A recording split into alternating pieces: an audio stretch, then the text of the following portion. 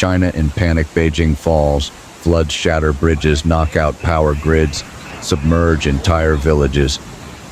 It started with rain, nothing unusual, a gray sky, a steady drizzle, but by noon, the clouds burst open, and Beijing began to drown. In just hours, the capital was hit by a storm so violent it shattered every expectation. In Miyun district, over 90 millimeters of rain fell in a single hour. Streets vanished, rivers erupted, entire neighborhoods disappeared beneath a rising wall of water. Bridges snapped like sticks. Power grids failed. Elevators froze mid-floor. Darkness spread, not just from broken lights, but from fear. The city was not prepared. Not for this. Not for rain that fell like fire from above. Within minutes, highways became rivers. Tunnels filled with silence. Sirens screamed, but the water was louder. People ran with children in their arms. Some never made it. Others clung to rooftops, watching their world disappear. This wasn't just a flood. It was collapse. And for the first time in memory, the capital of China was on its knees. Not from war, not from politics, but from the sky, from the rain, from the storm that would not stop.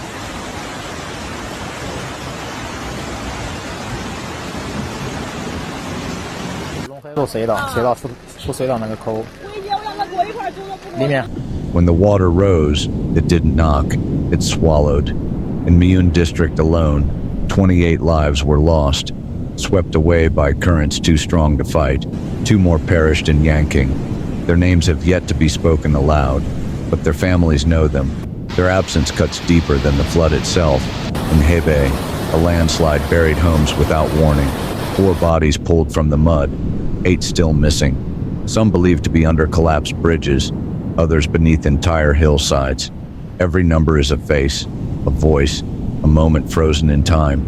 Parents searched shelters holding photographs. Children waited, hoping for the sound of footsteps. Entire villages went silent, grief wrapped in mud and broken stone. The water came fast, the warnings came late. Some never had a chance. And even now, as the skies clear, the search continues. Not just for bodies, but for answers, for peace, for the chance to say goodbye. Because in a flood like this, the greatest pain isn't what was destroyed. It's who was taken and never came back.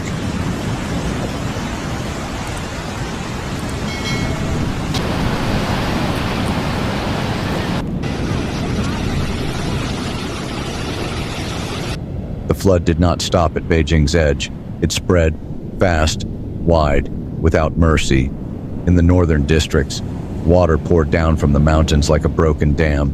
Miyun, Huairu, Fangshan, Yanqing, all swallowed.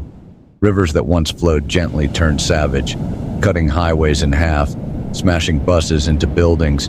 Beyond the capital, Hebei fell next. Roads turned to rivers. Fields vanished beneath waves of brown. Villages were left behind, unreachable. Rescue crews could only watch from helicopters, powerless to land. In Shandong, the rain returned harder. In Jilin, schools became shelters. In Shanxi and Shanxi, power lines collapsed under landslides. Communication died. People lit candles, not in prayer, but in survival. Every region felt the weight. Every city asked the same question: how could this happen here? From the heart of the capital to the farthest countryside, the flood made no distinction, no warning, no pause. What began as a storm in the sky became a wave that crushed half the nation, and the water, cold and relentless, showed one truth: no place was safe, not even the center, not even Beijing.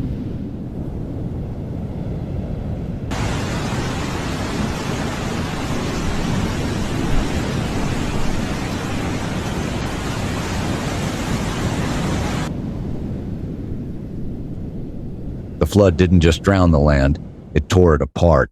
Over 30 roads around Beijing were washed away, twisted, cracked, erased like pencil on wet paper.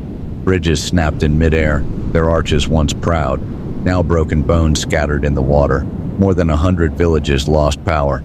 Transformers exploded in the rain, lights flickered, then died. Darkness took over. Families sat in silence, not knowing what was coming next. Communication lines fell. Phones stopped ringing. Internet signals disappeared. A city of millions suddenly disconnected, cut off not by distance, but by water and silence. Entire villages vanished, not flooded, submerged. Rooftops became the last sign of life. Some held flags, others held hands. All waited. Some waited too long. This wasn't just nature overwhelming man. It was failure of planning, of structure, of everything people thought would hold. The systems meant to protect collapsed. And as concrete broke and wires snapped, one truth became clear. When water comes like this, strength is not steel, it is time. And this time, the flood won.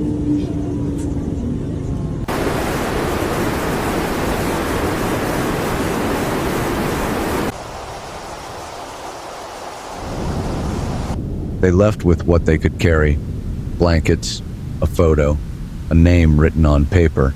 In Beijing alone, more than 80,000 people were forced to flee, 17,000 from Miyun, ripped from their homes by rising water and falling roads. Some walked for hours. Others rode trucks packed with strangers. A few were lifted by helicopter, dangling above what used to be their village. Schools became shelters, halls lined with sleeping mats. Mothers rocked infants beside flickering lanterns. Teenagers stared at soaked phones, waiting for news. Elders sat silent, holding nothing but memory. Outside, the rain still whispered. The ground still trembled. And even far from the river, people felt exposed, unsafe. Because safety was no longer a place, it was a hope. Evacuation wasn't a plan. It was desperation. A decision made too late, in shoes already wet, with skies already breaking. For many, leaving meant survival, but it also meant loss. The keys in their pocket no longer fit anything. The door behind them no longer stands. And as they wait in crowded shelters, one thought returns again and again. Will there be anything left to return to?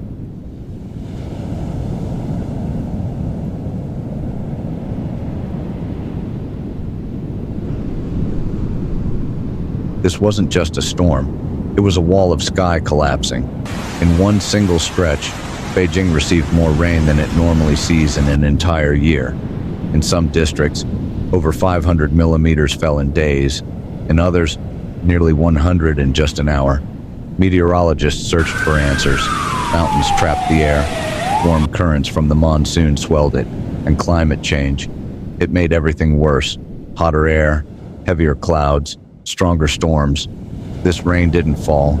It crashed. With weight, with speed, with no rhythm and no end. Maps couldn't keep up. Forecasts failed. What was supposed to be a warning became a footnote. Nature had already moved. The ground couldn't drink anymore. Rivers had no space. The city had no defense. This wasn't just weather. It was transformation. The kind no barrier could block, no dam could hold. And now, as scientists study the damage, one fact grows harder to ignore. This wasn't a once-in-a-century storm. It may be the first of many, and we may not be ready for the next.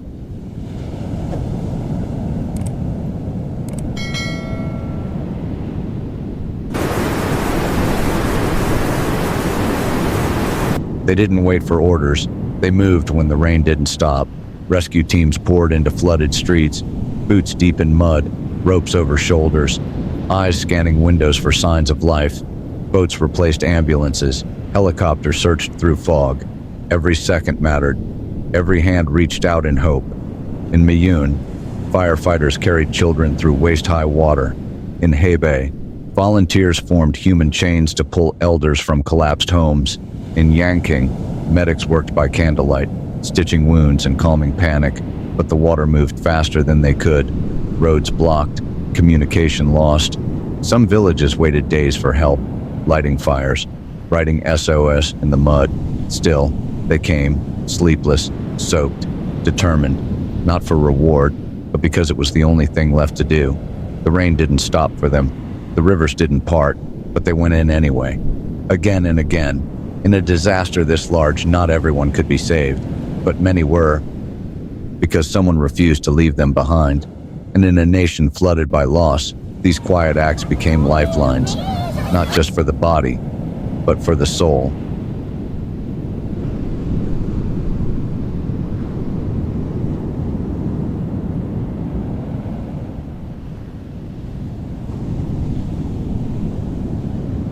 Just as the waters began to settle, the earth began to break. In Hebei, a landslide buried homes without warning, 4 lives lost, others still missing beneath the soil. In the mountains above Beijing, hills cracked under pressure, trees tumbled like matchsticks, mud poured through streets that had only just dried. But that wasn't the only threat.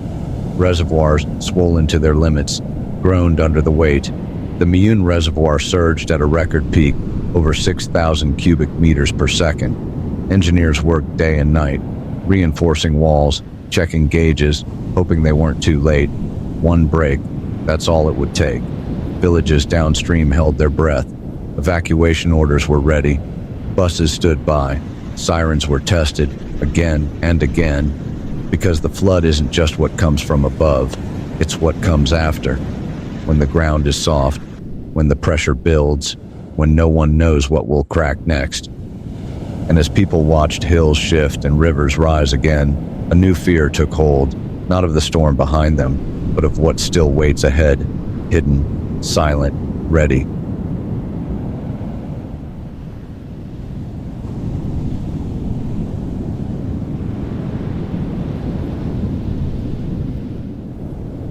The storm has passed, but the damage remains, etched into concrete, fields, and memory. In Beijing and Hebei, hundreds of roads are gone, not damaged, gone, crumbled into rivers, cracked in half. Bridges hang like skeletons, their steel twisted by force they could never withstand. Hospitals run on backup generators, schools stand empty, filled with mud and silence. Farms that once fed thousands now sit underwater, rows of crops rotting beneath the sun. The government released emergency funds, millions in recovery, but money cannot fix what was lost.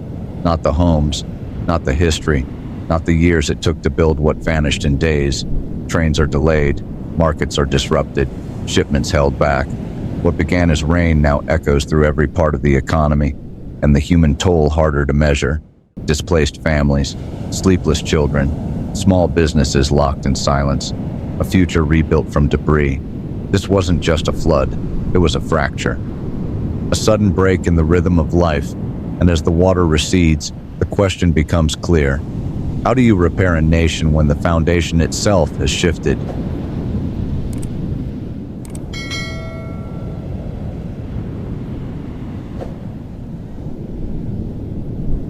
Now, the skies are quiet, but the silence is not peace. It is the weight of everything that's gone. In shelters, families count names. In ruined towns, people sweep mud from doorways that no longer open. And across Beijing, candles flicker in windows once filled with light. The floodwaters have pulled back, but the questions remain. Why were the warnings late? Why were systems unprepared? Why did it take so much loss to realize how fragile everything was? This was not a random storm. It was a signal, a warning written in water and wind. The climate is shifting, the weather is louder, and the cost of waiting is too high. But there is something else left behind. Resilience. In the rescue worker who didn't sleep. In the child who held her sister's hand. In the stranger who gave his last dry blanket to someone colder than him. Rebuilding will take time. Trust will take longer. But this time, the memory must last, because the next storm is coming. And next time, there must be no surprise, only readiness, only resolve, only one promise, never again unprepared.